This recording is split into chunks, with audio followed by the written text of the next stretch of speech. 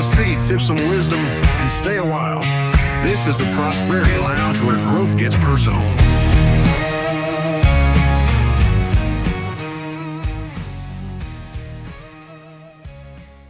Welcome back to the Prosperity Lounge, where growth gets personal and hope meets freedom. I'm your host, Joey Ruffalo. What would you do if the pain that rules your life for 6,821 days suddenly vanished? If you ever felt stuck in survival mode, physically, mentally, or emotionally, this episode's for you. Today we're diving into what happens after the breakthrough. You hear how one man went from being bedridden and hopeless to walking in freedom and purpose. And more importantly, how he'll be using every bonus day since to fight for others.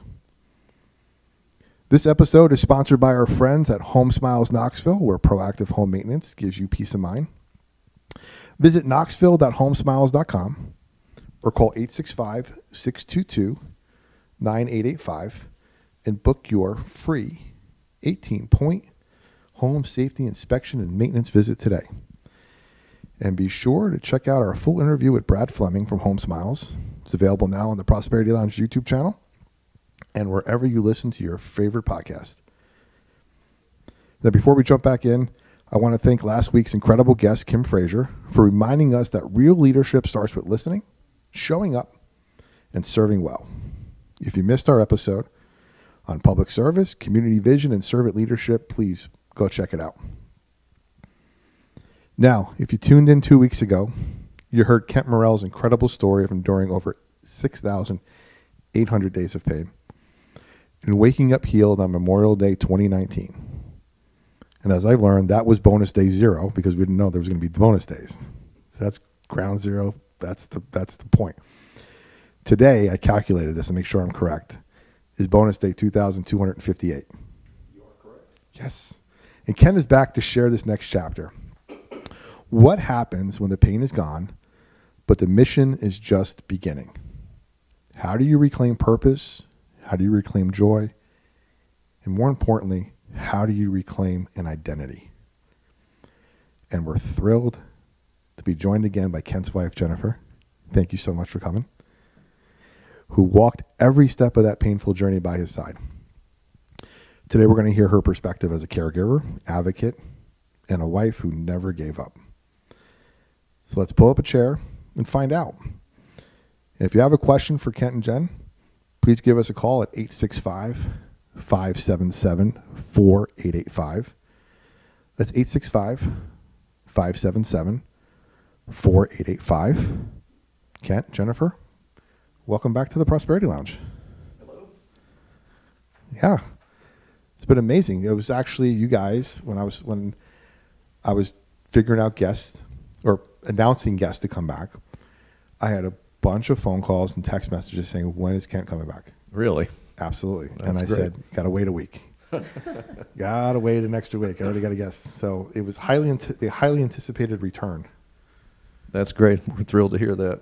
Yeah, We're happy to be telling this story. I want people to be encouraged. Yeah. Where we left off last time, and before we jump in, I want to revisit that a little bit. You had shared the moment that changed everything, waking up Memorial Day 2019 with no pain after 6,821 days of suffering. But to truly understand what the power of that moment meant, we have to remember what came before it. You endured 52 spinal procedures, years of failed treatment. You lost health, mobility, identity. You battled not just physical pain, but emotional and spiritual darkness. There are moments where you questioned whether the life was even worth considering. That's right. The struggle was relentless, and to many it was, I want to say it was invisible. Right. Yeah. Yeah. So when that pain lifted, you woke up, the agony was gone. It wasn't just the absence of pain. It was the presence of possibility. Yes. And as powerful as that moment was, it was just the beginning. So let's pick up where we left off. If you want to hear the previous thing, I encourage you to go listen to part 1 from 2 weeks ago. It'll lead you right into this. It's like a great sequel, a great cliffhanger of a great movie. They always say the sequels are better, so we'll see how this goes. But you woke up pain-free. What happened next? Walk us through those first few days and few weeks of life without pain. Well, like I said last time, I didn't know it was going to last. So I woke up and thought, man, this is weird, not to hurt at all. And I didn't make a big deal about it. I just hit the ground running. And like I said, I didn't think it was going to last. So I tried to accomplish as much as I could that day. Start digging out of the hole that we've been in, And then the next day I woke up and felt good. And the next day I woke up and felt good. And I think I said last time, I got more done around the house in the first 10 days than I had in the last 10 years. And then we started doing things. We went to the beach 4 times in the next 3 months. I mean, some of them were weekend trips. Some of them were, because I thought, I still can't believe that I feel this good. There's no way this is going to last. And by the time August came around, I thought maybe this is going to stick around. And it still didn't hit me that I had been fully healed. I mean, it took a long time for me to use the word healed because I was afraid to use that word. Because I kept thinking, the Lord's made a mistake. Somebody's going to figure this out, and the pain's going to come back. I'm going to keep my head down low. I'm going to do everything I can to enjoy life until this is gone, because I thought there's no way this is going to last. But when August came around, I thought, man, I've got to do something. What can I do? And I know this isn't a political show, but I decided I wanted to serve people and get involved. I had been advocating from the outside for years for patients because I knew what patients were going through. And so I thought, I need to do something. And I learned best by doing. So I decided to run for U.S. Senate. Oh, just pick the cream of the crop up top. Right, yeah. For it all. I thought, well, if I want to get involved, what I thought was everybody knew Haggerty was going to run, and I thought no one else is going to run against Haggerty. This will be a great opportunity for me to get to practice being involved in politics. I'll write my own speeches, do my own campaign finance. And then in 20, when the following period came, 14 other people decided to run. So it was a hugely crowded race. And what I thought was, I can go to these events and tell Haggerty, what's important to me. Nobody's going to take me seriously, and nobody's going to pay attention to me. And it was a great experience. And I got to practice my speeches in front of a crowd. First time I had ever given a speech was at an event up in Hawkins County, and there were 200 people in the room. And there was Manny Sethi sitting there and Bill Haggerty sitting there and Frank Nicely over here. It's how I got to know Frank Nicely, who was an incredible guy, one of my mentors. And I'm proud to say I did not come in last. I came in 13th out of 15th. Nice. And won the cost per vote category at $1.10 a vote. Perfect. So it was a fabulous experience. And it introduced me to a lot of people that I could start advocating for patients and for Tennesseans and for veterans, because a lot of veterans are going through untreatable pain and severe, depression, and I had experienced that. And it was just a great way to get involved. Now, you talked about going to the beach a bunch of times in summer. Surfing at all, or you just soaking it in? No, just soaking it in. Okay. Even tan.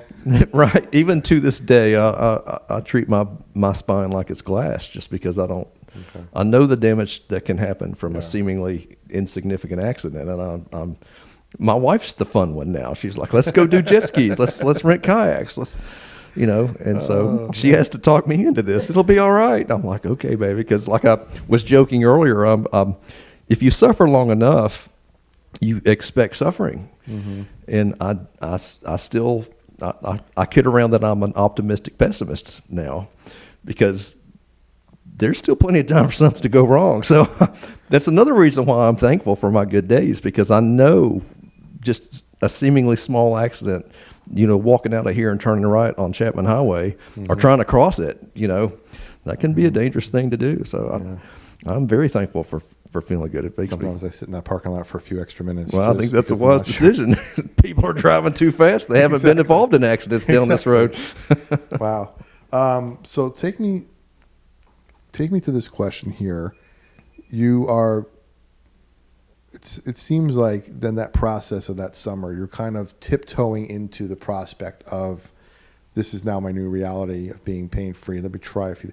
Once you realized And maybe like you said, that optimistic pessimist part of like maybe there is a chance that this comes back, so you're never fully thinking 100% I'm done. But when you resign to self, like, look, I'm pain free, I'm going to now go life as this. What's the first thing you did? Spend time with my wife, quality time with Gotcha. my wife, because we didn't get a lot of quality time for 18 years, 8 months, and 5 days. Love that. And so, actually, from that point forward, I mean, hanging out with my wife's been the most important thing. I mean, because she is a gift from God, and I'm thankful for her every day. I would not have made it through this without her. Yeah. And spending time with our family. I like building furniture. So I started building some furniture pieces for some of my kids. Cool.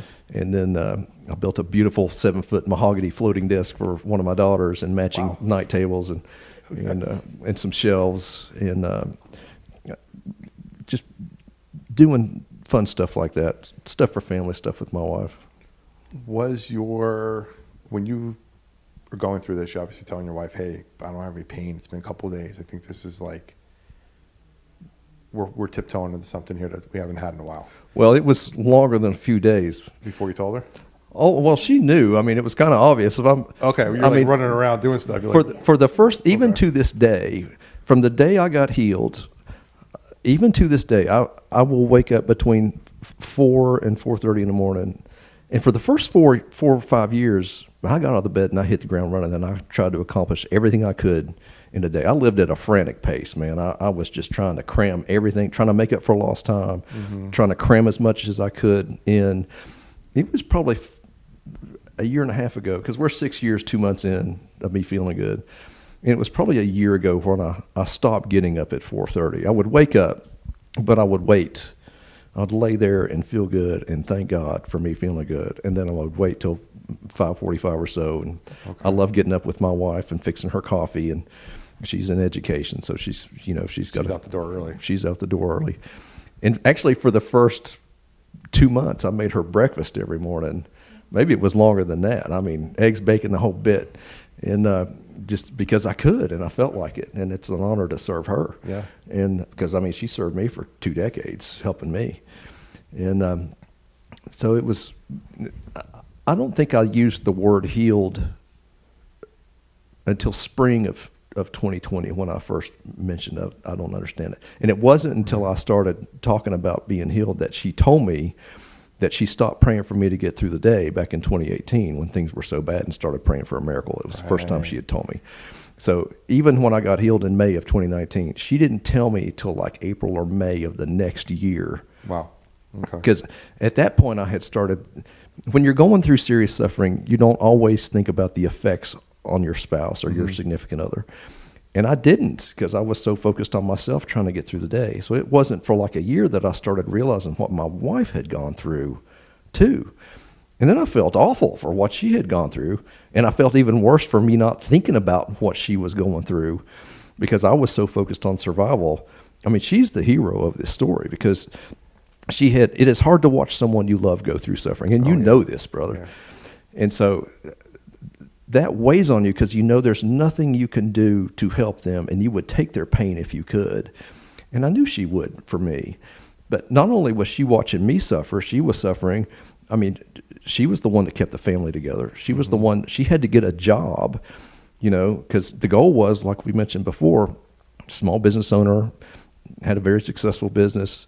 And then when they finally told me I wasn't going to recover, and she was a stay-at-home mom, had kids in private school, we had one at home, and that was our plan. So it was total life change for her to have to get a job. And, it's been 23 years, and she's at the peak of her career now, and I'm thankful for that. And her ability to go to work and do what she does is honestly the reason that I have time to advocate for people, because I don't have to go out and worry about making a full-time income.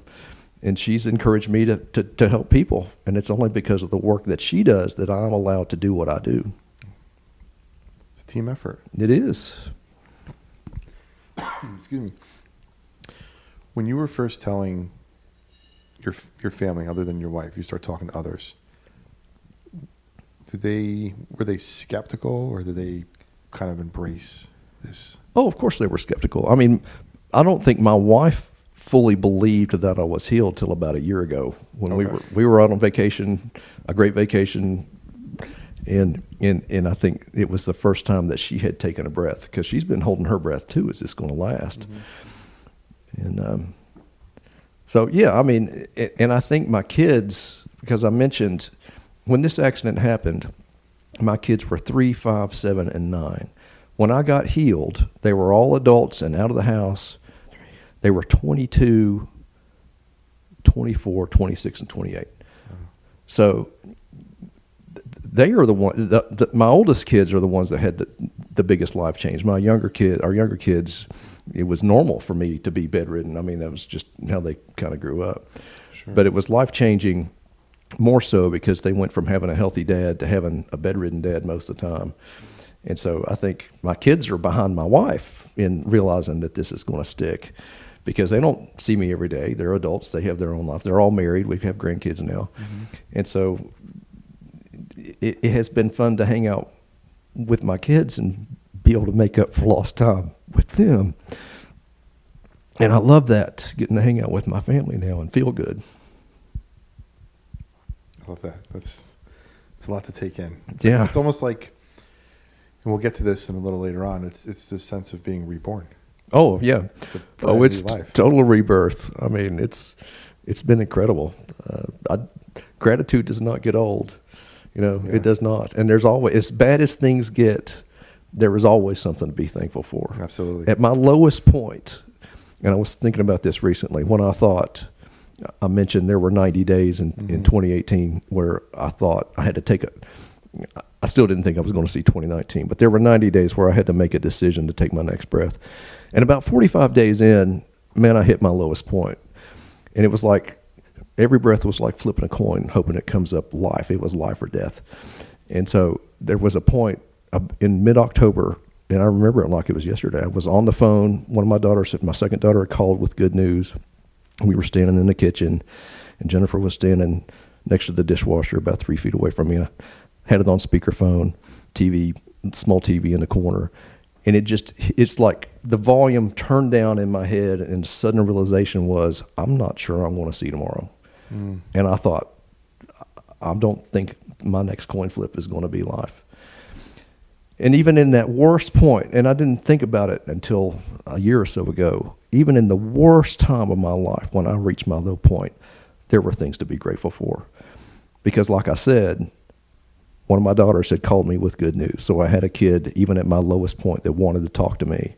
And my wife was still with me, standing in front of me, and I had a house around me. Mm-hmm. And I couldn't see it at the time because I was so focused on my misery and my suffering that I was missing out on the blessings that I still had around me. Mm-hmm. So I try to tell people now, and I want to say this a few times. The last time I said there were 2 things I wanted people to know. There's 3 things I want people to know. Number 1, miracles still happen. Okay. Number 2, don't quit when things get hard. And number 3, there's always something to be grateful for. Timestamp that. Yeah. I'm going to put that up. And it reminds me of when you are describing this fog that you're in, right? People, when they get in that situation, I always kind of liken it to, you're looking down and you're not looking out. Exactly. And see what's around you. When you look down, you see darkness, you see your own feet, you see shadow, you see there's nothing there. But when you look up and around and you can see the world around you, then you see the light and you see what you can be grateful for. Even if it's not internally for yourself, you can be grateful for that tree or that plant or that breath or that sunlight or that rainbow or that cloud. You can find something to be grateful for, right, be thankful for, to get you to the next moment, to the next moment, to the next moment. And then you come out of this depression and this way of like just feeling down. Yeah. To the lowest point. I want to bring Jennifer on this in this next question here. So you are seeing this happen. What's your first thought when you realize that something was different? I think my first thought was, I mean, I was grateful, but I think I was just like Kent. I was waiting for the other shoe to fall. How long will this last? I mean, I'd waited over 18 years for that 2 or 3 hours that he had every day. And I didn't really realize even that I could have verbalized that. And just to have like hour after hour after hour, and he was getting up before I was, and I would get up, and he's in the garage working on furniture, and he's already made my breakfast, and I'm like, what's happening? So I think it was just more shock, and how long is it going to last? So those first few days he's going through this, there's probably a lot of emotion wrapped around it, either excitement, some joy, some skepticism, probably some bewilderment. How do you support him during this time emotionally, and how does he support you? I think I was probably the one trying to put the brakes on. Don't do too much. Don't hurt yourself. Are you okay? Do you need to be in the garage at 4 a.m.? Things like that. I mean, I was more putting the brakes on. Are you sure you want to be doing all this? Are you going to put yourself in bed for a week? Or, sort of the old way of thinking. I didn't realize that we were in a different phase at all. As a matter of fact, after the last time, we went home and talked a lot after we talked with you the last time. And I said, when did you first start counting your bonus days? When did we talk about healing? And we really it took us a while to think through that process. And what was the first bonus day? Bonus day 74, 76. And so I think we started with just baby steps into gratefulness. Like, I don't know what's happening, but let's be thankful for it every day. Sure. When he stopped making you breakfast, just joking, how did you feel? I had to throw you under the bus a little bit there. Hey, there is Starbucks on the way to school. I was good.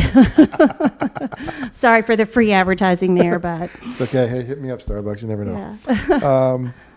So you weren't just healed to enjoy life at this point. You believed there was a reason, a mission behind the miracle. So tell us a little bit about this realization when you began to kind of talk to God and say, what now? Well, actually, going back farther than that, I had felt like we as believers should use what we go through to encourage people, whether it's going through good things or bad things. Mm-hmm. And I had purchased a domain, iknowpain.com, 2010, thinking, I know pain, I want to be an encouragement, because there's a lot of people going through suffering and they're waiting for their healing. Sure. And I wanted people to know they're not alone going through it. It's hard to be an encouragement to people when you're dealing with your own suffering and your own depression. But I think about, was it Joni Eareckson Tada paralyzed her. She was a diver, paralyzed herself from the neck down. She's been an incredible encouragement, has a great ministry. People that live with suffering that are encouraging to others. And I started writing a blog, but it was depressing stuff, And so I thought we should write a book, and Jennifer will laugh about this. She would say, well, what are we going to write? We're going to write a book for people that doesn't have a good ending, because I hadn't been healed yet. Right. And so the first post I've got on my blog, and it was the only one there for a long time, was just quotes on suffering. And after I got healed, I started thinking, we really need to write this book now, because I said, I want people to know miracles still happen and not to quit. And so we're working on a book, and it's hard to write because it takes us back to going through it. And we've written a lot, and now it's just organizing it and editing it. Oh, believe me, I know that process. Right. You get it out on your head, and then it's like, I had a book, Kent, that I wrote, and I left it on the shelf for 5 years before I went back and edited it, because I didn't want to read it again. Exactly. I was like, I'm done with this. This is out of my head. Right. And then I read back and edited. I was like, I'm rewriting the whole thing, because this is just end up rewriting the whole thing. Right. Well, I'll look back at the same thing. It's like, ugh. I'll look back at a lot of what I've written, and I hate to say it, it's crap. I mean, I've got one chapter, and I haven't put everything up on my blog, but there's one post. It's thoughts on faith, fatherhood, suffering, faith, and fatherhood, and that's the one I'm most happy with so far. And it was actually most of my chapters have come from writing friends. I've done a lot of writing to friends, and I realized, wow, this would be good as a chapter. And that particular chapter, that blog post, started out as a letter to a friend of mine that's an atheist, and she had someone that we both went to high school with, and she had a terrible dad. And so I have an awesome dad. My dad's almost 90. My dad is the best example of a loving Heavenly Father of anyone that I know. And so he made my faith easy because he loved me like the Lord loves me. He still does. And our friend had a terrible dad, awful. And so it was just to her talking about the importance of being a dad and being sorry that she has experienced a bad dad, but telling her there are good, and she knows what we've been through, and she thinks she's been divorced. All right, it's because she's had husbands that had a husband that let her down too, and so I've tried to tell her God won't let you down. All right, and just given that example of I had a great dad. You made my faith easy. But she's in a position that she's serving others. And I said, you're already serving others in the storm. You might as well get the benefits and follow Christ. Right. Love, joy, peace, patience, kindness, goodness, faithfulness, gentleness, self-control. And so, yeah. But it kind of takes me back to what I was saying earlier with, and actually even better analogy, because, my head's been working a little bit now. The looking down and looking up that we're talking about. When you look down, where are you looking? You're looking at Satan. You're looking at hell. You're looking at the bad times. Yeah. When you look up, you can see all that's around you that God has provided. Right. And you can see that's there. I mean, wow, thanks for bringing that to my light. Right. Well, the Lord has allowed me situations like this. Thank you for letting us come to tell this story. Because I do feel called to tell this story to be an encouragement. I don't always enjoy telling the story because it's reliving it, but I want people to know it.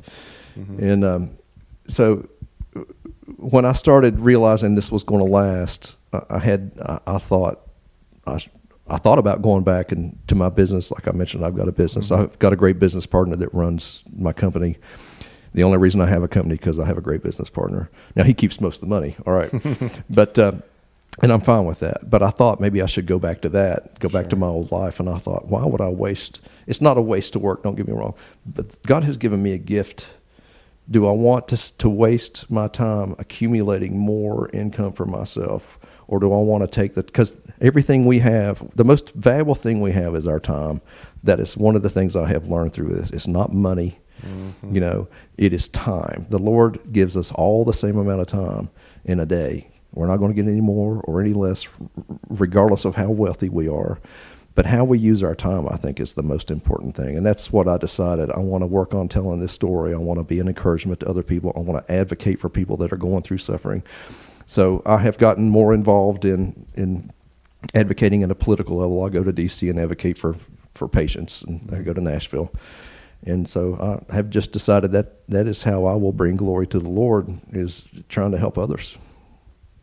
I love that. And you were talking earlier about the process of telling the story while you were still in it and trying to figure out what that all meant. And I had a mentor at one time I was talking to, and I said, look, I have this thing I'm going through. We were in a ton of debt, working our way out, trying to figure out what that meant, how I was going to help people.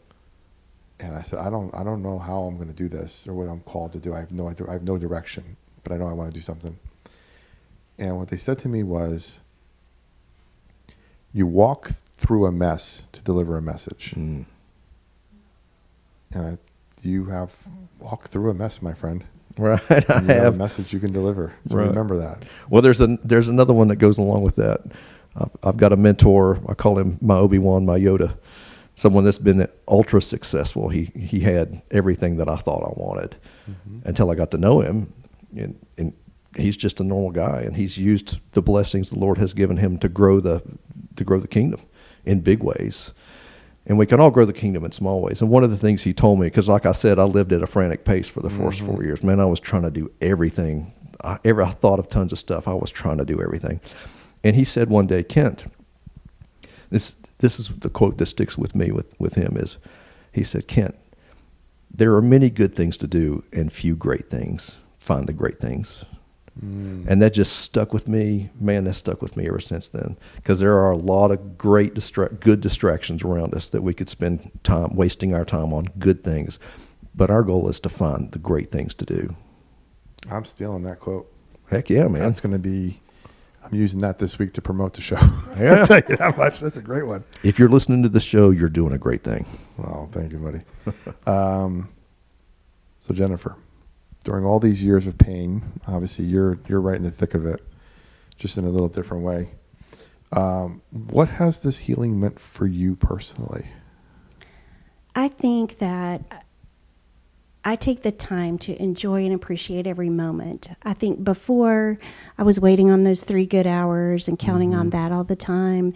And I know this is going to sound a little ridiculous, but like I take joy in every single moment that we have together, that we're not in pain. We're sitting in traffic, but we're together.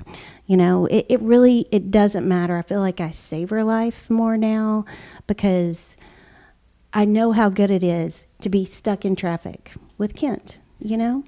And I'm very blessed. I love that. During this time, did you ever question your own role during this? Oh, yes. I mean, there were very, very early on, Kent was really struggling. It was hard to find treatment. And, you know, I had family members say to me, did you sign up for this? And I was like, I had to think about it, which I'm ashamed of. But in those moments, you're like, and as I thought that through, I was like, no. I remember 1984 summer band. My friend and I were standing in the corner. We hadn't started yet. We were checking out all the new freshmen. I was a sophomore. And I remember looking around. I remember the first time I looked at Kent. And my friend pointed him and said, well, he's cute. And I didn't say a word because in my head I was like, no, he's mine. And I knew from the very first moment that I looked at him and I knew that we were in this for the good and the bad. And that, you know, I knew that we were supposed to be together. So in that moment when the family member looked at me and was like, did you sign up for this? And I was like, I did. Because, you know, I love my parents, don't get me wrong, but my parents divorced when I was 7. And they both had other marriages and divorces. And I think just watching that process, that's not what I wanted to choose for myself. And so, yes, I was like, I did choose this, and this isn't the path I thought we were going to be on, but this is the path that I'm going to walk. So during that time, what gave you the strength when you felt like things might not change? Whoa, that's a... Ooh. I mean, some days it was just you're too tired to do anything different, so you just do the next thing you have to do because I have 4 little kids and I'm trying to work full time. And it took me 5 years to get my master's degree, taking 1 class at a time. I mean, it was just, it was a lot. So I think a lot of it was, you know, investing in the kids and doing what was right for them and trying to take care of Kent and hold us together financially. And it was just always just the next thing. I don't think and I picked Kent. That was that big decision, you know, even in that moment. I'm like, no, I'm in this with you, whatever. And so I just never revisited it. That decision was made, I was done. And so I was just going to walk through this. I want to add something to that. When we got married, she had mentioned her parents had gotten divorced. When we got married, and before we got married, we talked about this. We made a decision that we would never get a divorce, and it was a decision up front because we had no clue how hard things were going to get. Yeah. We just made a decision. We knew. We went through marriage counseling. You do, you know, before you get married. And we had a great pastor. He was our college pastor, the guy that married us, and he had known us for a while. But we made the decision when we got married that that's it. We're sticking together. And I think that is one of the things, probably the primary thing that helped us get through this was making the decision up front that we were sticking together. I mean, that's part of the vows, right? Better for worse, sickness than in health. Right. Most people just ignore those nowadays. You know, they're not sticking through it. Right, and that's sad. Right. Because we're not promised great times. I mean, if you look at what happened to believers in the Bible, I mean, they suffered. Suffering's Suffering's the normal part of life. Suffering is, do not be dismayed when trouble comes your way. I have forgotten the verse. But, I mean, we shouldn't be surprised when bad things happen, because bad things are going to happen. It was funny. For a quick second there, I thought you were going to quote the Beatles. In times of trouble, Mother Mary comes to me. I was like, I know that song. So let's talk about today. Today is, and I got it right in the beginning. Bonus day 2258. That's right. I did the math. 2258. I made sure I made it zero, and I did the math. And we're Start good date to go. 2258. Yep. Life today, what does it look like? How are you doing things differently today than, let's say, bonus day 1, 2, 3, 100, 500? I do not live at a frantic pace anymore. Okay. I have, once I realized, the many good things, few great things, found the great things. There are a number of great things, honestly. Hanging out with my wife is a great thing. I love that. Spending time with my kids, talking to them on the phone, getting to go to Bristol and check on my parents. Like I said, my dad's 90, mom's 89, she'll be 90. Just that I even still have my parents, I'm thankful for. And they're still sharp as a tack mentally. They have some physical things going on. So having the time to spend with family, I have the time to focus on what's important. Helping others. I'm involved in politics. I know it's not a political show, but That's fine. It's part of your story. I want to try to make a positive difference for people. Yeah. And I tried advocating from the outside. I'm on the Republican State Executive Committee. We write the rules for the Republican Party. It's a volunteer position. It's not a paid thing. But it has allowed me to get to know. I've got relationships with 7 of our 9 congressmen. I know both of our senators personally. I still can't tell if Marsha likes me or not because she doesn't smile very often. But I have worked hard to build relationships. That's what I've really spent the last 5-6 years working on, is building relationships. Nothing gets done in politics without having a relationship with someone. Right. So I have worked hard to build relationships and maintain those relationships. So now when I call a chief of staff, they call me back. If I text them, they respond. And that is a wonderful thing to be able to have that. Because if they know you personally, they're going to care about what's important to you. And that transcends politics too, and small business and building relationships. That's key. Right. Is getting out there and making those connections. So when you call somebody, they're going to call you back. Exactly. What does it mean for you guys? I'll ask you both separately. What does it mean for you guys to number your days now? It's enjoying today. I mean, I hate to keep talking about the optimistic pessimism thing, but this is going to end at some point. All right. I mean, Lazarus, once he was raised from the dead, he died again. Job, even though the Lord restored him at some point, he experienced suffering at the end, So it's the realization that where I am right now is the uncommon, unusual spot. I don't suffer right now. I don't have family that's suffering right now. I'm in a sweet spot of life, and I want to enjoy every day I get of that. So I count my days. I think I told you last time, I would count my breaths if I could. I think it would be about bonus breath 63 million, somewhere in that range, because I did the math on that. But it is just soaking up the goodness of God now and enjoying where we are now and being thankful. And I thank God all the man. I'm in constant prayer, thanking the Lord every chance I get for everything I get to do. Even if I've got a flat tire, I will thank God for thank you for letting me feel good enough to change this tire myself. Even in what I would have thought pre-accident was suffering is mild inconvenience now. Oh, I've got a dead battery. Dang it, I'm going to be late for this. I've got a dead battery. Thank you, Lord, for letting it just be a dead battery. Thank you for letting me have a car that I can have a dead battery in. Right. So it's just enjoying today. I love that. Yeah. How about for you, Jennifer? I think for me, I'm starting to look forward to the future. Like before, I told you we just live day by day by day, and I think it's fun to start to plan things and look more forward. I think that both of us at different times, as we're doing things in life that we enjoy, all of a sudden we'll just tear up, and I'll look at him and he'll look at me, and then we'll both start crying, just that we're so thankful.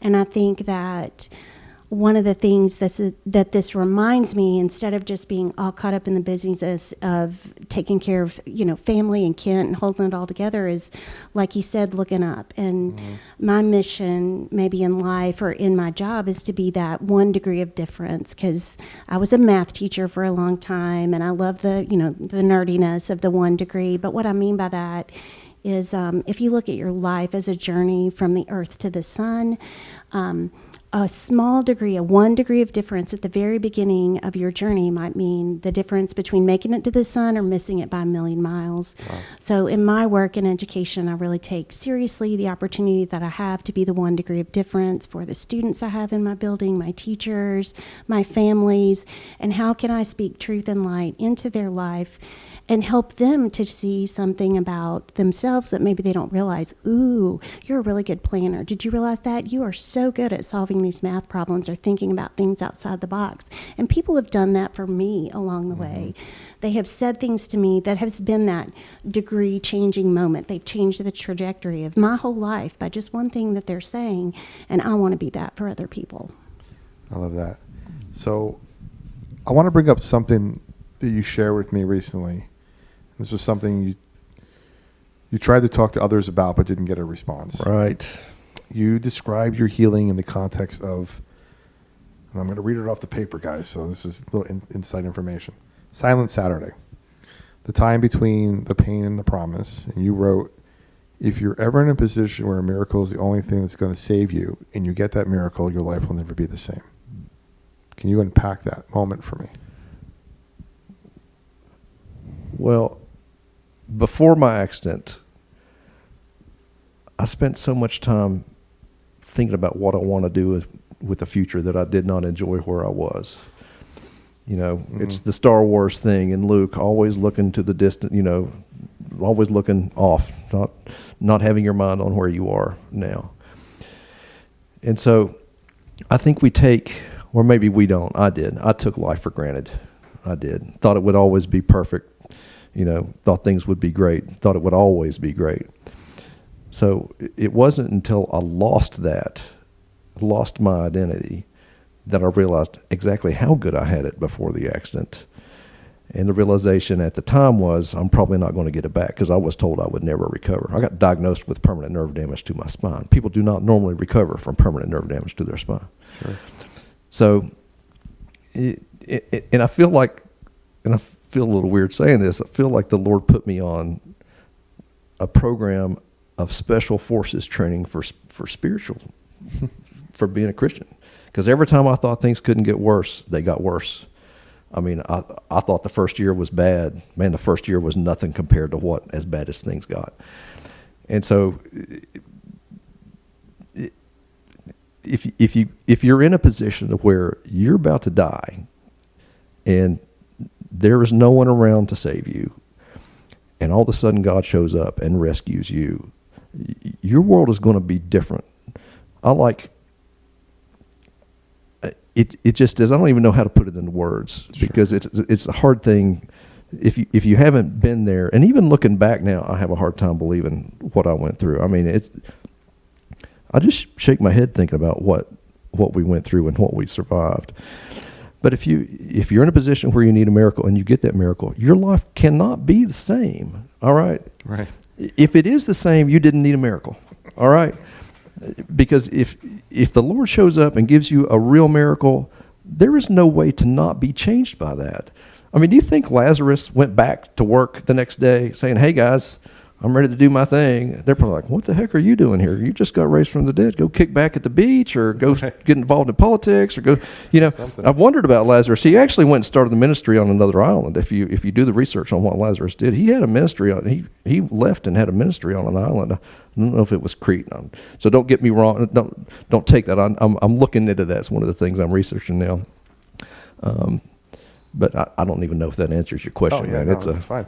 So one of the things you'd mentioned in our conversation and in this communication was survivor's guilt.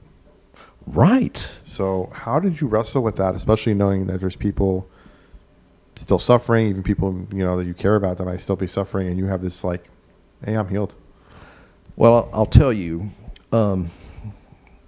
as an advocate for people, and we haven't really gotten into the deep stuff that we went through. I mean, we have, but I mean, there's some details that we went through that were really bad. And I'm very open with my story on a one-to-one basis when I'm talking to someone, and I will be very open about what I've gone through. And they feel, for whatever reason, people feel comfortable telling me things they've gone through. And I've heard terrible things that people have gone through. I mean, just awful, horrendous things. And so as I've told the story of healing, I realized one day I was telling my story to Healing, and he's a believer. I was telling my story to two people that are friends of mine. And one of them, I knew that his wife had passed unexpectedly. And as I'm telling it, I'm thinking, why me? Why did God heal me and not your wife? I mean, his wife went through terrible suffering and she passed, and he was holding her hand when she died. And then the other friend that I was telling this to told me that the day I was telling them this story, she hadn't heard my full story, and I was telling my other friend that had lost his wife by me, and then the other friend said that day that we were talking was the 10-year anniversary of her husband walking out, going to work, and he was in an accident, and he got killed, and apparently it was a bad accident. She never got to see him again. Oh, wow. And I thought, why me? Why have you healed me and not these other people? And it was a terrible, guilty feeling of, here I am counting my bonus days and being thankful for everything I get, and then I've got friends that have lost their spouses, you know. I can't imagine anything worse than losing a spouse. And they both said to me, this is not our home. Our spouses are in heaven now. You need to tell this story to be an encouragement to people. And I thought, what a gracious thing for them to say to me, with the realization, because, man, I'm loving life right now, and I'm looking forward to heaven, but I tell the Lord, you know, hold off on that for a while, all right? You know, you tested me in suffering. I still have more work for you to do here. Right. Well, not even more work. I want to enjoy the gifts God has given us. And even if it's just sitting on the beach watching the sunrise, one of the things I spent so much time in darkness that I love getting up early and watching the sun come up. And there'll be times we're at the beach, and I'm like, come on, baby, let's go to the beach and watch the sun come up. And we've gotten to do that in some beautiful places now. And it just brings me to tears to watch the sun come up. Yeah. Because it's a glorious thing to see that light pop up. It's only about 45 seconds that the sun, once the crest of it comes up, you put your thumb over it. It takes about 45 seconds for it to be fully over the water. Yeah. And so I just, man, I love that. There was a question that came up of, do you believe in miracles? Do I? And, well, I think that was in part of the conversation, is do miracles exist? Okay. Right? And so obviously I remember do you believe in miracles? Yes, from 1980 when we beat the Russians in ice hockey, for sure. Right. There's miracles around us all the time. I think we see it so often that we become complacent. Right. Sunrise, sunset, everything around us, everything could be considered a miracle, but it happens. It's so routine that it's like, Right. But you have to break it down and go, these chemicals are reacting at just the right moment, at just the right frequency, at just the right time, at just the right temperature, and colliding at just the right moment with just the right force to create sunlight billions of miles away. They're hitting this just the right time, at just the right angle for me to burn my skin when I'm outside in the summertime. Right. So I say that because my dad, my entire life, was blind, had a genetic condition. He was one of 5 siblings. 3 of them have it. 2 of them do not. So I have 3 people in my family that are blind and 2 that weren't. My dad passed away a few years ago, but in that process, he'd have glimmers of sight once in a while. He could see the crosswalks lines if it was just overcast enough at just the right time of day, with just the right amount of sunlight coming through the clouds, he could make out a crosswalk white line. So he'd have these glimmers, and then eventually he'd have these little moments where, at least describing to us, where he could see our faces every once in a while, like just a flicker of like a second in time where he could see us and kind of know what we look like, and he'd describe us to a T. And we go in his face and we put our hand in front. He wouldn't blink, like, okay, he doesn't see us, but then he'd be able to describe us. Wow. Because he saw us once in a while. So I believe wholeheartedly that miracles are there, Well, and they're around us at all time. I mean, even in our situation with my wife and I, it's been, she went through a major operation last year, and we didn't know if she was coming out on the other side. right. Now she's in the other room keeping tabs on me and bothering me every day, and I love it. I love every second of it. Right. Has that changed your perspective on things? It has, because again, it's this live life kind of every day and make something out of it. Right. Okay? Now I want to pivot real quick and ask a fun question to you. Oh, yay.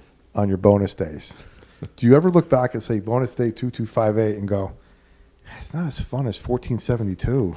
No, brother. No. Oh, good. No, absolutely not. Every day I get is better than yesterday. Okay, good. I love it. Every day I get to wake up and feel good. Look, waking up and feeling good, that's bonus day enough for me, because people Okay. don't realize how good is until you don't have it anymore. Perfect. So before we take any questions here, I got some questions written down here. I want to revisit something that we talked about in our pre-show conversation. We talked a little bit about it last week too, and that was, I mentioned the top of the show sequels are better than the original sometimes.